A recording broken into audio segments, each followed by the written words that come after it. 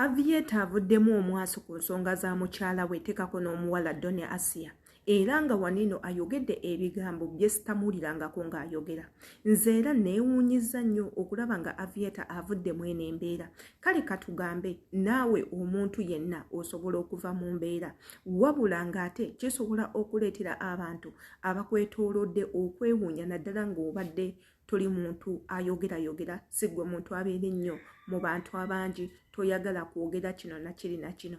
Omwami Avieta ffenna tumumanyi ali very representable, ye mwami ali so strict mu bulamu bwe, ye mwami ali so respectful, yewa ekitiibwa. Avieta yewa ekitiibwa. Abasinga mwena mumanyi tatera kwogera naye yavuddemu omwasi n'ayogera ng'akozesa eddoboozi lye eggonvu eryo lye mutera omuwulira nga bw'ateekako n'akasimayiro nga bwe mutera okumulaba naye ate ng'ebigambo bye yabadde ayogera katugambe nti byabadde bikakasa, yabadde akakasa ekyo kyayogera. Mwenna ababadde ku live ye omwami oyo ng'ayogera musobola okunjulira.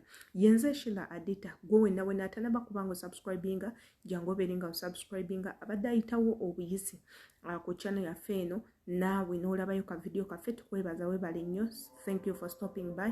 Teweerabira kusubscribinga, kulikinga videos, commentinga ng'okozesa erinnya lyo n'ekifo mw'osinziira okuba nga olaba video zaffe. Mu nsi yonna gye muwangalira mbaagala nnyo. Abali mu Saudi Arabia mwebale kukola, abali e Jordan, abali e Dubai, abali e Qatar, abali e Nigeria, abali e Uganda, nammwe mbaagala nnyo. Teekako nammwe abali mu nsi ez'enjawulo gye zitasobola kuba nga ntuuka, naddala nammwe abali mu UK mwebale kubanga mutwekumirako mukola ekintu kirungi nnyo.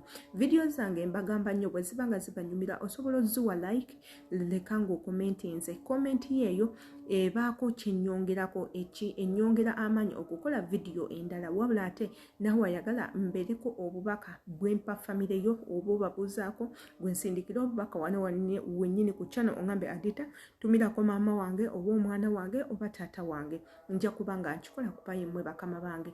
Ensonga za Mina the Queen ne Doni Asia zikyagenda maaso era nga wano omwami Avieta yazingiddemu n'agamba abantu abamu we tubasiriikirira mulowooza tuli basiru era mulowooza tetulina kye tusobola kubakola naye nga in actual sense tusobola tubawa buwi kitiibwa. Teekako nakwagala kubeera mu organized environment. Abantu abamu kumwe mwamanyira ebintu ebimu, ebintu by'okuyomba, by'okusasamaza abantu, okwogera ebintu ebitasaana ate that's not me. Nze nga Avieta bankuza bulala teekako ne mukyala wange wabula yatutte okuwooninga n'amugamba enkuwooninga nja kukukwata ewaluma, nja kukukola ekintu ky'ojja okwewuunya.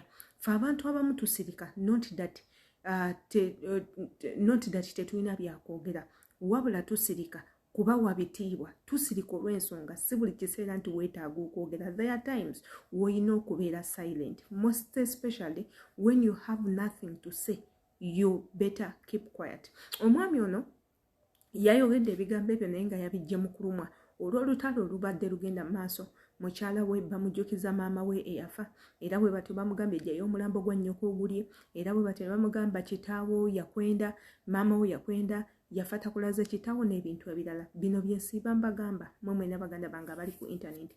Nsiiba mbagamba nti nno ebintu bye tukola mu bulamu bw'ensi bijja kudda gye bujja. Nti essaawa zino oyinza okukozesa obuvubuka bwo ng'obumala mu kuwemula, okozesa obuvubuka bwo obumala mu bwenzi, okozesa obuvubuka bwo obumala mu kukola ntalo n'ebintu ebirala. Naye jjukira there is a certain point nga weetaaga abantu bano be wakolako ebibi. Kankuddiremu tuyina ebintu bye tukola mu buvubuka bwaffe nga we don't know their outcomes. Time to come.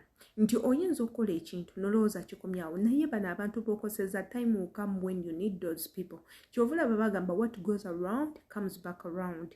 Ekintu ky'okoze leero kisobola okudda gye bujja. Kiyinza obutaddira ku ggwe kwennyini ne kiddira mu mwana wo oba mu muzzukulu wo. Era ne tubagamba nti mufube nnyo okulaba nti nno emimwa gyammwe mugikwata bulungi. Omumwa guno ogulaba kintu kibi nnyo. Omumwa guno eno gussa siroganga. Omumwa guno eno kintu kibi nnyo. Ogukozesa obubi munnange osobola ofuna ebizibu. Era ne tubagamba bw'oba ofunyeemu some misunderstandings with someone teweetaaga kukozesa lulimi lubi. Osobola okuyomba n'omuntu nange Adita nnyomba osobola okuyomba n'omuntu n'otamutyoboola n'otamuwemula n'otayingira famire ye.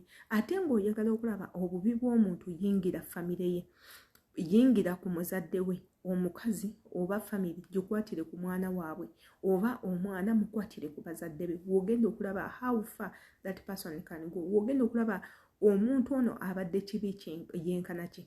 Ebintu ebisinga abantu beekomako n'obalaba bulabi ku ngulu, ng'olaba omuntu ali very simple, olaba omuntu talina buzibu, naye once you come out n'otandika attackinga abazadde be, omuntu oyo oba ogenda kutandika okulaba obubi bwe bwonna. So omwami ono Aviator yawoninze Asia n'amugamba, munnange, I'm not this person atera okwogera saagala bintu bya ntalo, naye bw'oba otandise okuyingirira famire yange, otandise okumanyira mukyala wange atalina kye yali akukoze, gwe kennyini wavaayo ne weefuula atumanyi ennyo, oteeka obulamu bwaffe mu social media. Ffe tulina ebintu bye tutaleeta ku social media, naye ate gwe atali mu bulamu bwaffe obitegeera otya? N'agamba ebintu by'okola bigenda kukuleetera obuzibu, nja kukola ekintu ojja kunyumizaako banno. Kati nno ebyo nno bye byabadde ebigambo by'omwami Aviator. Nkusaba gwe nalaba video eno baako ekimu ky'ogiyigamu, ate era teweerabira commentinga, likinga, oli wa ddembo subscribinga, imbagala nnyo.